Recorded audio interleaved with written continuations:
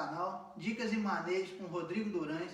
Estamos aqui hoje com o nosso amigo aqui, Ivan Ganete, em Esmeraldas, pessoal. E hoje ele vai contar pra gente um pouco da história desse culeiro baiano aí, peito branco, chamado John Jones, né? Um culeiro que ele adquiriu filhote aí e fez a história dele, né?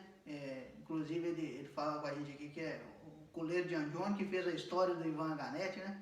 Então, assim, é um culeiro que ele pegou, fez do zero e colocou para cantar. Vai contar pra gente a história dele aí, como que ele chegou na residência dele, como que foi o manejo dele de filhote, depois que ele virou preto já, como que ele fez as mexidas. Vai contar o segredo todo aí pra gente aí desse culeiro fenômeno aí. Ivan, obrigado aí pela oportunidade de estar contando a história desse passarinho. Aí fica à vontade, conta pra gente a história, o segredo aí, como foi as puxadas dele. Beleza, galera? Boa tarde, bom dia a todos aí, quem tiver no seu horário que vocês vão estar assistindo esse vídeo, né? Primeiramente agradecer ao Rodrigo pelo privilégio aí, pela honra de estar dando essa moral pra gente aí, né? Pra gente estar aqui contando um pouquinho da nossa história e a história do John Jones, né? Um passarinho que a gente tem um grande afeto pelo aí. Minha história com o torneio começou com ele e assim como ele começou comigo. Então tá na mesma linha a nossa história ali nesse meio nosso. Isso aí. O que acontece, Rodrigo? O John Jones foi o seguinte, eu fiquei muito tempo afastado, criava desde criança, né, como praticamente a maioria de nós, pelo meu avô, meu pai que também criava, então eu comecei nesse caminho. Tinha alguns passarinhos e tal, mas nada, assim, nunca soube como funcionavam as coisas certas. Depois eu comecei a criar canário belga e tal, mas a gente não tem o mesmo afeto com o canário belga ou um pássaro exótico como a gente que já criou um silvestre, gosta dos cantos, das espécies silvestres, né? E aí eu fiquei parei de mexer depois com os belgas, fiquei muito tempo sem mexer, e até que eu conheci o Ivan Geraldo. Ele trabalhava lá perto de casa lá, e ele já criava, ele tem muito tempo no nosso hobby, um cara que conhece muito, sempre rodou muito aí nos torneios, um cara que é considerado por todos aí, eu tenho muita consideração inclusive também com ele, é um grande amigo nosso aí, e eu fui fazer amizade com ele, que aí ele foi me explicando ali como funcionavam as coisas, porque quando eu criei lá atrás, a gente ainda não entendia nada, ele que foi me explicando como já estava o nosso hobby, já qual que era os passos que eu devia fazer para começar a iniciar na criação ali, que aí ele foi me explicando. Na época ficou muito tempo sem liberar para novos registros, então eu não tinha como ter um registro, ter passarinho. Não sei se você lembra, acho que chegou a ficar mais de anos travado para novos registros nessa época. Quando abriu, o Ivan me avisou: Ivan, tá liberado, cara, vai lá, corre atrás aí e tal. Consegui correr atrás do número. Na época era muito difícil, não era tanta informação da gente hoje, tem grupo, tem várias pessoas auxiliando nesses casos, né? Não tinha, eu mesmo peguei o telefone, fiquei ligando em seguida. Eu até dei sorte que, como eu peguei bem no comecinho, rapidinho eu consegui ligar lá. Pessoas que foram depois foram aumentando o volume de criadores novos. Então entrou naquela fila, então meu rapidinho, acho que com 3 meses eu consegui fazer meu registro, fui lá, liberei tudo, paguei as taxas, liberei. Que aí então, com o auxílio do Ivan, que eu adquiri o John Jones, um filhotinho muito novinho mesmo.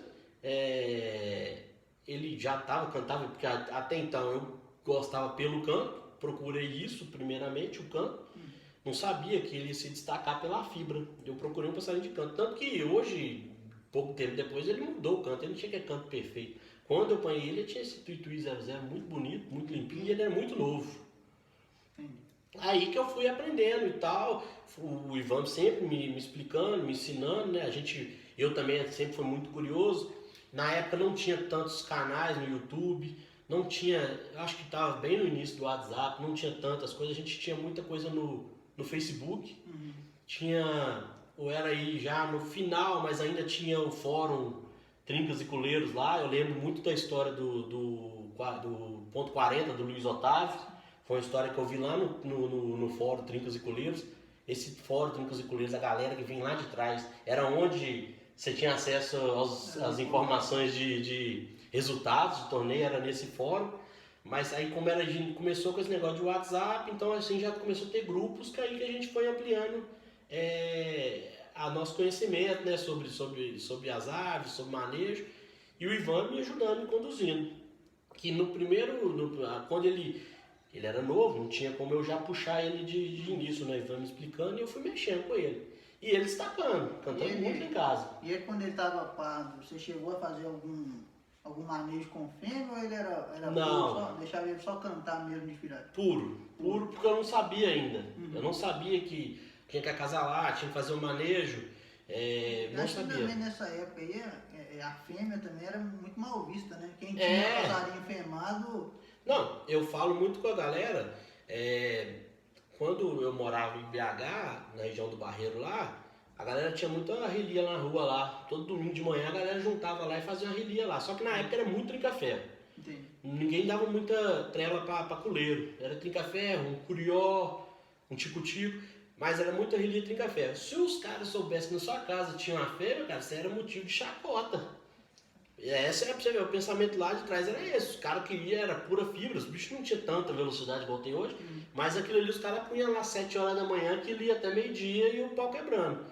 Então eu pra mim era assim ainda, entendeu? Então eu comecei mexendo assim, só ele pegando forma por si próprio ali, até que o Ivan foi me explicando essas coisas, esse processo, que aí eu adquiri uma fêmea também, inclusive tá comigo até hoje, que é a Honda, que inclusive, outro fato curioso, o nome dele é John Jones. A gente tem um grande fenômeno John Jones aí nacional, que pra mim é um dos melhores de todos os tempos, mas não tem nada a ver com o John Jones, que é aquele. Esse nome John Jones é porque eu sempre gostei muito de UFC e ele sempre brigou muito. Então na época eu tava na dúvida se colocava Balotelli, o jogador Balotelli da Itália, ou se colocava John Jones, porque todos os dois eram muito brigador. Coloquei John Jones e a fêmea chama Honda pelo nome da Honda Rousey, que é também a lutadora de UFC. Muita gente, esse Honda tá escrito errado, é com R. Não, mas não é Honda do carro, é Honda da Honda lutadora. Aí era o casal, John Jones e Honda. Que ficou comigo muito tempo sendo a fêmea dele, mas ela, como hoje é minha fêmea de criação, pra Choca, foi por esse motivo que eu tive que tirar ela dele. Ela sempre aprontava, esquentava muito e aí atrapalhava a mexida dele. E aí eu acabei trocando a fêmea dele depois, uma fêmea que o Ivan me cedeu, na época. Então já vamos começar aí da trajetória dele aí na temporada, né, que você começou a puxar, como que ele foi desenvolvendo nas rodas. E depois que a gente finalizar aí da trajetória dele, a gente fala da mexida, como que você começou a mexida dele, como foi a evolução, se você teve alguma alteração de gaiola, toleração, na forma de enfemar, né? Sim. No furinho, tem várias formas, não sei se você teve alguma alteração. Aí conta pra gente então, aí você começou em que ano a exposição dele aí nos torneios, na competição? O que acontece? Por volta ali de 2013, início de campeonato de verão ali da FEONG, a gente teve uma etapa lá no Colégio Santa Quitéria. Sim, eu lembro. Você lembra? As etapas eram lá ou às vezes na quadra do Vasco ali. Mas essa primeira etapa que eu fui, foi lá no Colégio Santa Quitéria. O que acontece? Eu muito ansioso, eu fiquei muito nervoso. Ele ainda estava ali, vamos dizer, que ele estava 70%, 80% preto. Mas estava muito no início, a galera não implicou não, sabe? Eu cheguei lá cedão, cara. Eu não sabia que tinha que pôr junto com a fêmea e tal. A primeira puxada que eu dei nele foi o seguinte: eu coloquei ele de manhã, antes de eu ir, arrumei a gaiola, limpei e tal, a gaiolinha dele ali, colei a gaiola dele na fêmea, aberta, da minha casa, né? Eu tava aqui na casa já aqui, onde eu construí minha casa, na casa do meu sogro, daqui até lá na porta do colégio vendo a fêmea. Chegou lá, eu pedi meu sogro para trazer a fêmea e fiquei lá esperando o Ivan chegar. Porque pro Ivan me explicar como é que era a questão de comprar ficha, eu não sabia nada. E ele ficou descarregando lá. Rapaz, moendo debaixo da capa. Mas eu não sei se ele estava mais fibrado ou eu ansioso, que tem ele cantando muito. E eu ali perto da quadra, ali perto do vestiário da quadra do colégio lá, eu esperando o Ivan chegar ali naquela entrada do portão de baixo, e ele cantando muito, rapaz, e a galera chegando, e aquela coisa muito diferente, que eu ainda não tinha ido, sabe? Eu acho que eu tinha ido uma etapa lá mesmo, um pouquinho lá, fiquei lá um pouco com o Ivan na época. O Rodrigo aqui tinha o Wolverine do Trincafé, estava disputando bem o campeonato do FEONG dessa temporada. O Ivan sempre teve uns passarinhos bacanas também, sempre puxava. E aí o Ivan chegou, comprou uma ficha, me explicou como é que funcionava, me ajudou a preencher a ficha lá, tudo, os dados, colocando o nome e tal. Coloquei lá, cara. A roda era pequena porque era final início de temporada de verão, os coleiros ainda não estavam prontos. Já tá ali por volta de julho, agosto? Não, já era o quê? Era por volta de setembro, por aí, um pouco, mas tinha pouco coleiro, não tinha muito coleiro na roda. A roda deve ter iniciado aí com umas 20 gaiolas, 30 gaiolas. E eu coloquei ali, e eu me lembro, cara, que já pegou uma pedrada na pareia. Ele pegou, inclusive, um passarinho que foi até campeão dessa temporada, o Rai Branco, acho que é Marcílio, eu não lembro o nome mais do rapaz, foi campeão dessa temporada. Ele pegou pareia com esse passarinho, inclusive era um peito branco também. Foi a primeira roda dele. E ele muito novo, brigando muito, sempre brigando muito, mas também cantando. Aquilo pra mim eu já tinha, o que desse ali pra mim já tava bacana, porque eu já tava feliz demais. Cantou lá, pra mim já tava bacana. E ele ainda finalizou baixo lá na época, mas a roda estava tão pequena, acho que ele deu 10 cantos na final e ganhou um troféuzinho lá de 10º lugar, então que a roda estava fraca. Mas pra mim ali era como se fosse o primeiro, Rodrigo. Aquilo que me deu combustível e a galera já fechou em cima ali, já sei que é o dono do pintãozinho ali e tal, querendo, né, que a galera sempre em cima, e só que muito apegado a ele, sempre foi, não... esse passarinho é meu e tal, vou ficar com ele e tal. Mas o início foi ali, foi nesse ano aí, acho que por volta de 2013, lá na quadra do Colégio de Santa Quitéria. E depois dessa primeira roda, você teve alguma dica de mudança de mexida com o Ivan ou com alguém? Várias. Você manteve... Foi várias. Foi inclusive o Silvio falou, não, você tem que levar, você tem que acasalar ele na fêmea, você tem que fazer assim assado. Na época eu não usava muito voadorzinho não. Na época era capa motel. Era. Então, nessa época de capa motel, a gente tentou várias mexidas com ele, porque ele sempre brigou muito, Rodrigo. Ele sempre se perdeu, às vezes classificava muito alto, sabe? Às vezes classificava com 100, 120, 150, chegava nos 15, ou largava e finalizava abaixo. Aí que a gente foi aprendendo, foi vindo essas mexidas novas, muito conhecimento, o Ivan sempre me auxiliando, a gente sempre caminhando, muitos anos caminhando junto, aí eu fui também fazendo outras amizades no nosso meio, né? Foi tendo mais grupos de WhatsApp, onde que a gente foi sempre estando ali com a galera ali, que a gente foi aprendendo a mexer. Mas o início foi capa motel, no furinho, ou às vezes colado mesmo de um dia para o outro, essas mexidas que a maioria da galera tenta no início mesmo, um dia de fêmea, meio dia de fêmea, furinho. Foi esse início ali que a gente deu nele. Como eu tinha dado ele só um choquinho de fêmea, eu sempre mexi com pouca fêmea. Porque como nesse início eu tinha dado só um choquinho e ele cantou, eu falei, não, então é mais ou menos por aqui. Mas pela natureza dele de ser muito fibrada, isso prejudicou um pouco, demorou mais tempo pra gente conseguir melhorar, tirar um pouco da fibra e aumentar os cantos dele, entendeu? A concentração dele, entendeu?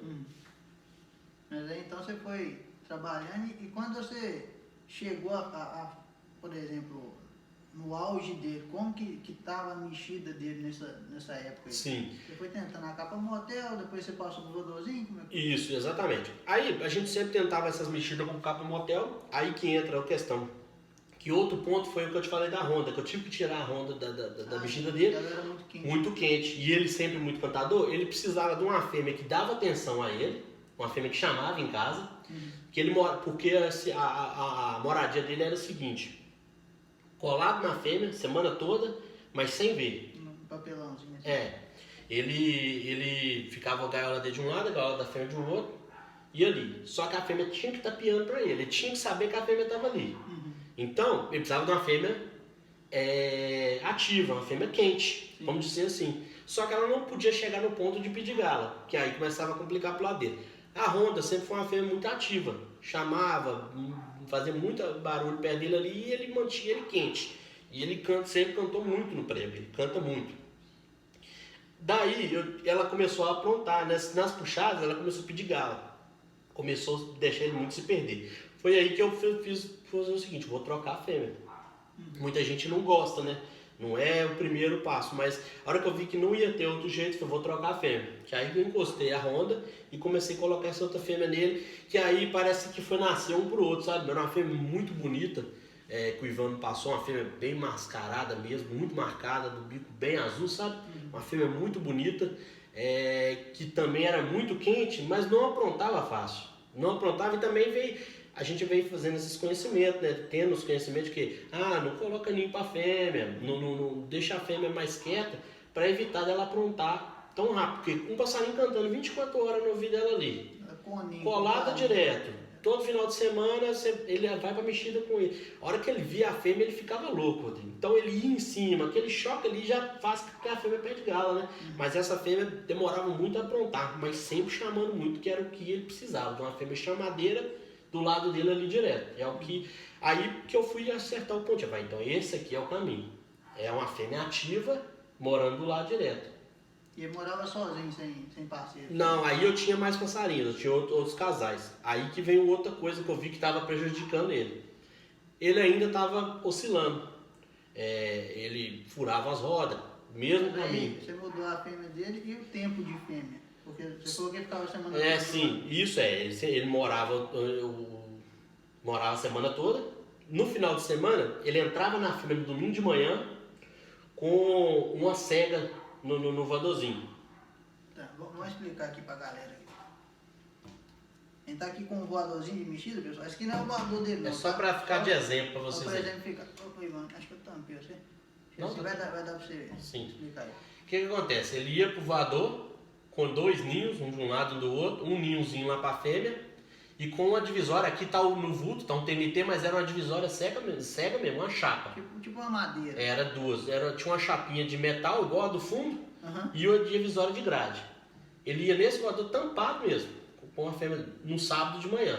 Cedinho eu já entrava com ele pra essa mexida. A hora que dava meio-dia do sábado, eu tirava a cega, deixava só a grade. Entendi. Aí ele via, tinha contato visual. Aí ele já ficava louco, dava uma descarregada nos cantos, mas daí a pouco ia tranquilizando. Sempre a fêmea indo, ele não aceitando ele indo em cima dela e ela chiando ele, ela não deixar, porque é aí que entra o pulo do gato dele. A fêmea tem que controlar ele. Se ele ir pra cima da fêmea e a fêmea ficar com medo dele, aí ele começa ou querer bater, ou querer cruzar, ou até fazer a fêmea pedir gato. Então a hora que eu tirava a chapa ali em cima, ela chiava nele, ele voltava friando, que aí ele ficava tranquilo. Aí ele ficava assim até 5 minutos antes de fechar a roda. Só na grade, bastante alimento. Colocava matinho, Matinho, bastante fiapo na gaiola para distrair ali, 2 ninhos, um do lado do outro. Porque. E não... era ninho taça? Taça comum. Ninho taça comum. Todos dois comum. Sempre o ninho que ele morava na gaiola é o mesmo que eu colocava no voadorzinho de mexida. E bastante alimento. Sempre coloquei bastante alimento para ele. Bastante painço verde eu colocava no sábado ali para ele.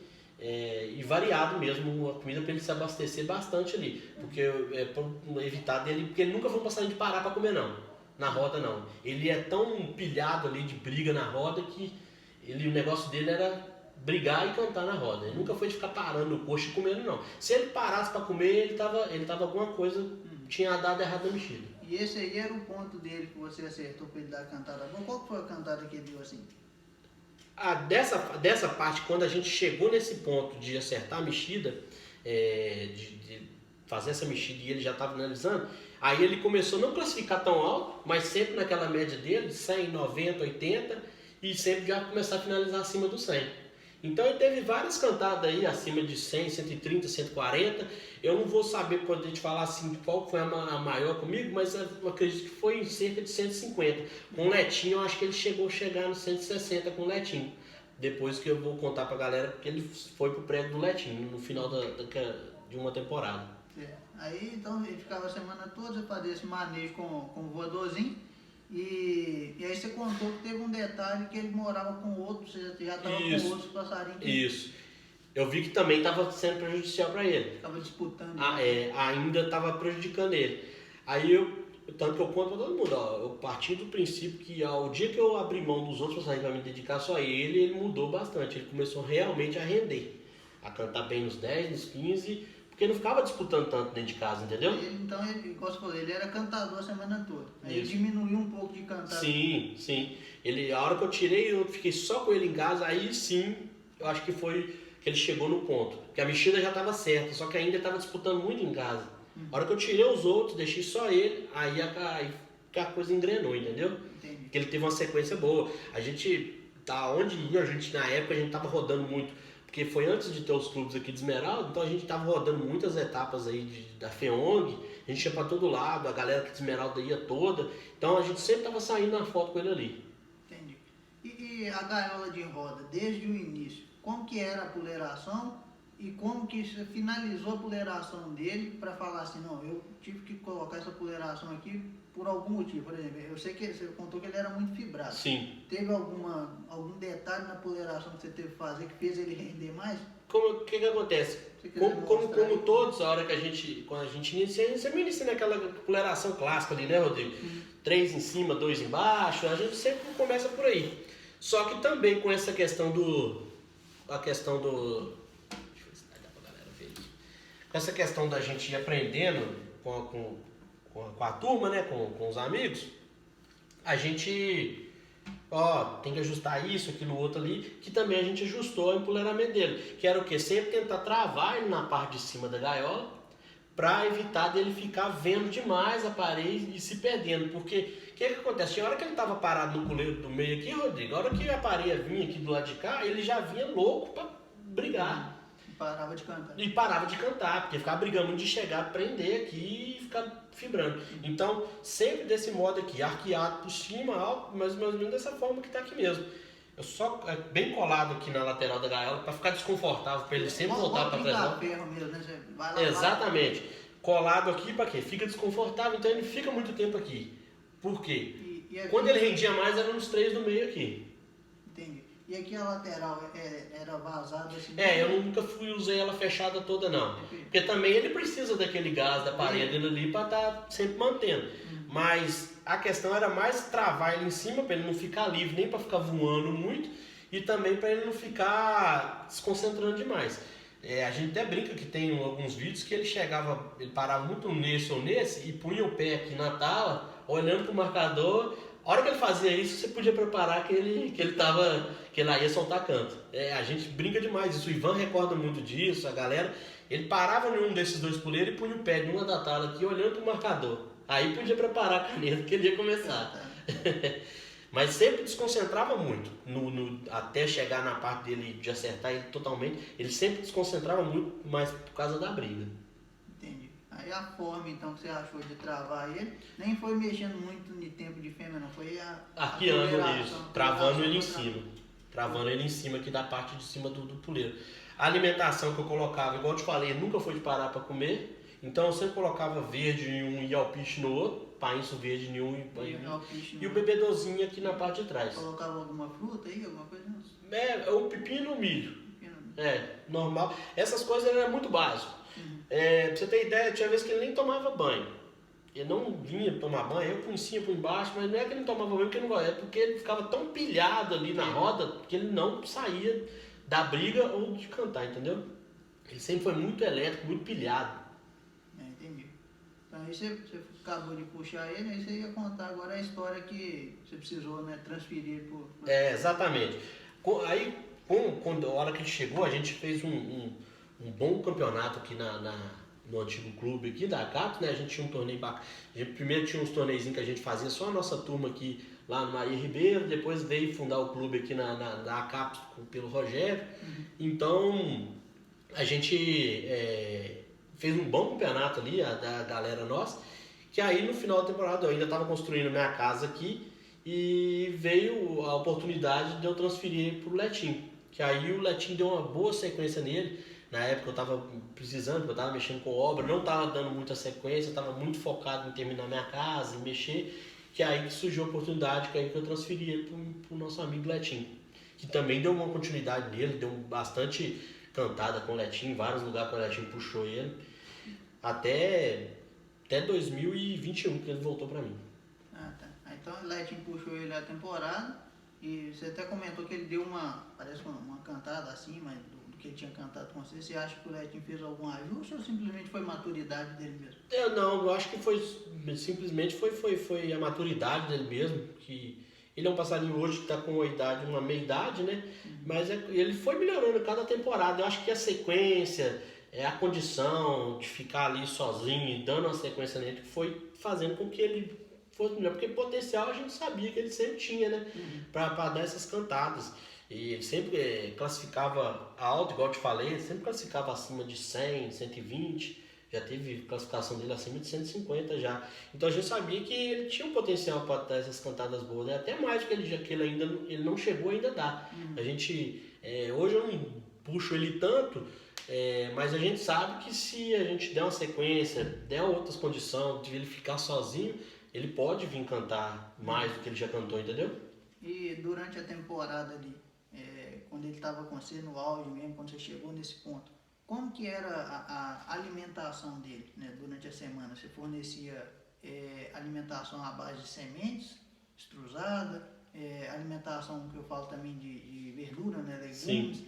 Como que era ali, segunda, terça, quarta, quinta-feira, até chegar na mexida? Sim. Conta pra gente como que era essa alimentação, se tinha nessa época também alguma suplementação que o pessoal já estava usando, como que é? Sim. Lá no início, hoje eu uso bastante estruçada, mas nessa época era só semente. Mas eu sempre nunca gostei de usar uma mistura muito pesada, não. Eu sempre usei uma mistura praticamente aí 70% alpiste. E dava algumas outras sementes como complemento. Um milheto, um verde, né? Um palho de salmão. A canjiquinha, então o que ficava na gaiola dele direto era um potinho com alcon ali, ficava direto, ele não comia tanto, mas ele comia um pouco.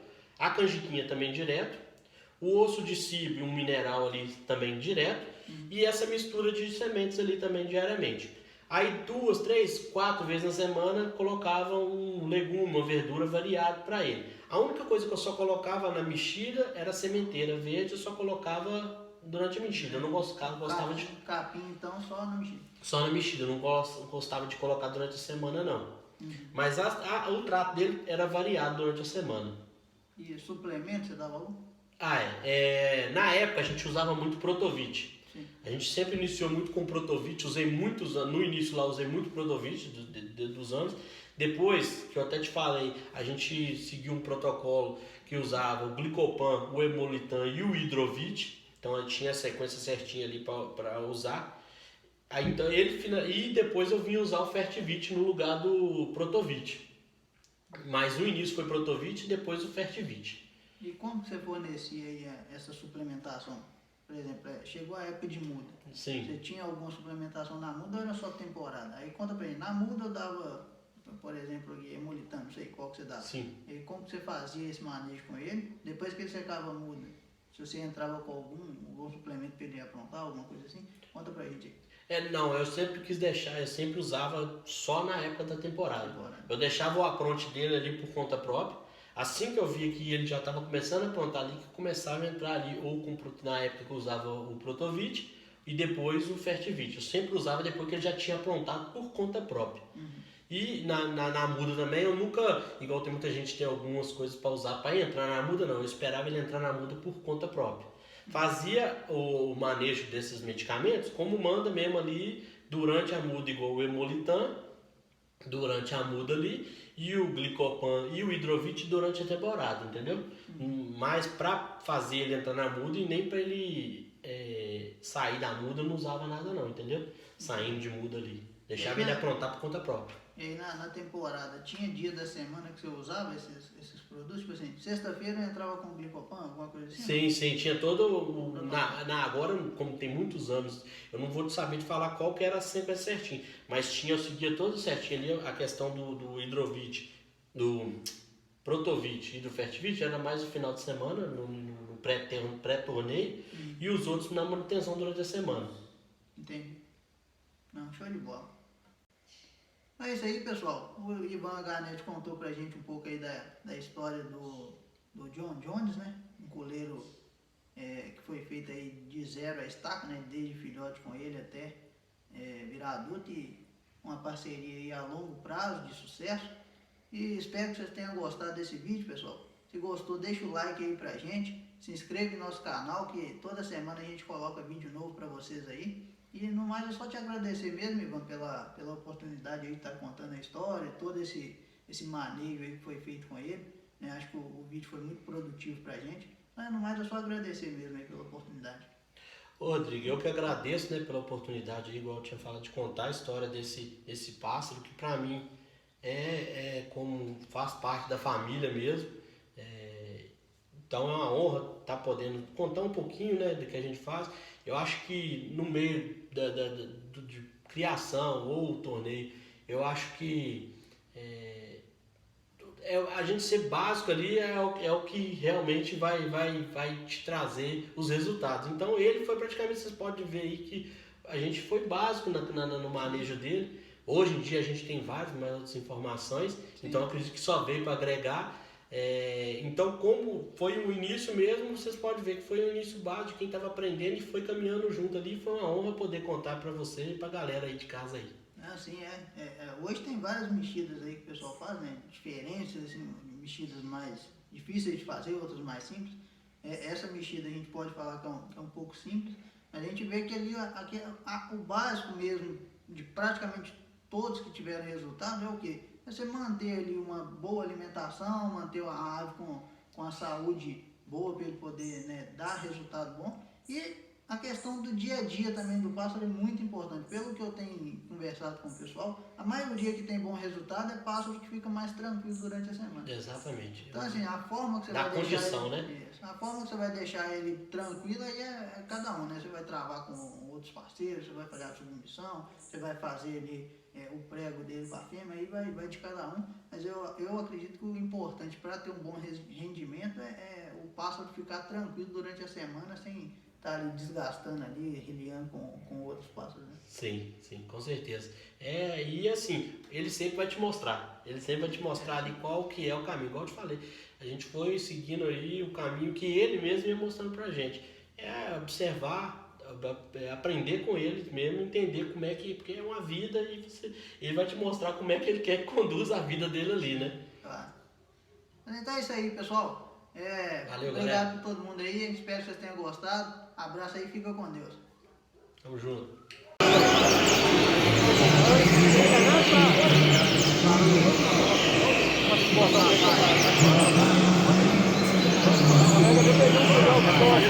Não.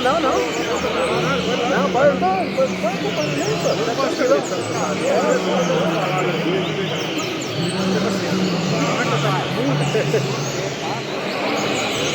isso, garoto, vamos retomar.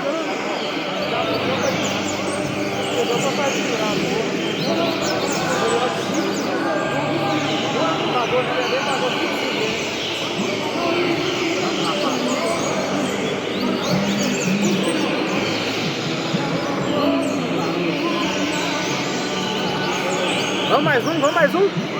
É um em cima do outro, garoto. Vamos. Vamos, John. A retomada. Vamos, John. Isso. Vamos, John. Bora, Paraço.